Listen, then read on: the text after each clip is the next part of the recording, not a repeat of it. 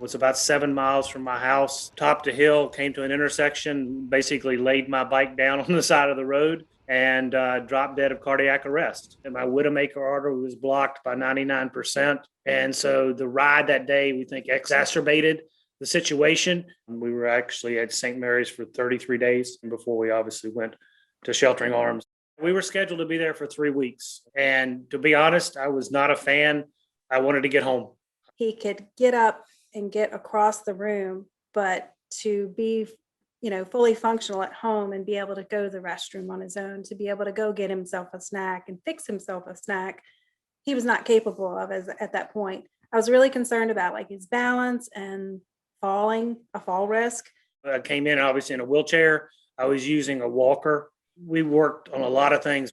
It was everything. It was gaining strength and gaining balance and being able to walk and hand-eye coordination, working with speech therapists, improving in the thought process, and confidence from that perspective, because that was something that when I came out of the hospital, I was really not comfortable, walking down the hall. I was still winded. They had an agenda and they knew where we needed to get to the finish line to get there. And they kept me engaged and kept me motivated. We used a lot of things in the gym. One of the things was the huge weight support system they have that's in the ceiling. And you're doing lunges and side squats and those type of things. And they took me outside to the bench and did some PT out there. She told me I was the first person to walk around the building outside before I left. And we actually walked up the first flight of steps. They used whatever was there to make me better in relationship to my case. So it was a customized program. They pushed me harder than I've ever been pushed in a positive way. And we got out of there in 7 days versus 3 weeks. It was night and day from the time he walked in to when he left. It was amazing.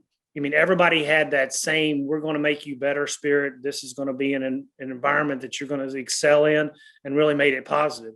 And once he got in there and met the staff, and they were absolutely incredible. I mean, just from the moment we walked in the door, I still get chills just because they were just open arms. One of the technicians there, after hours, I mentioned something about riding the bike and just getting a little bit of extra exercise. And I mentioned that to her one time.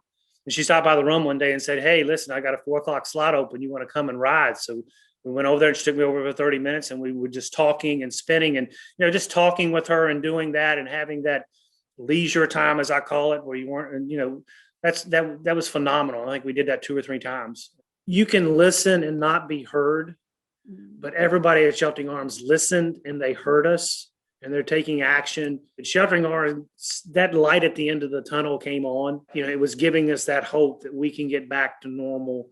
And, there were people there to assist us in doing that. The facility is amazing and everything's state of the art, but that doesn't mean anything if the people and the foundation and the core is not there for the treatment, the care, and the love for the patients that walk in the door. And that's what we felt. And from the bottom of our heart, our family can never thank Sheltering Arms and the people there enough for what you guys did for us.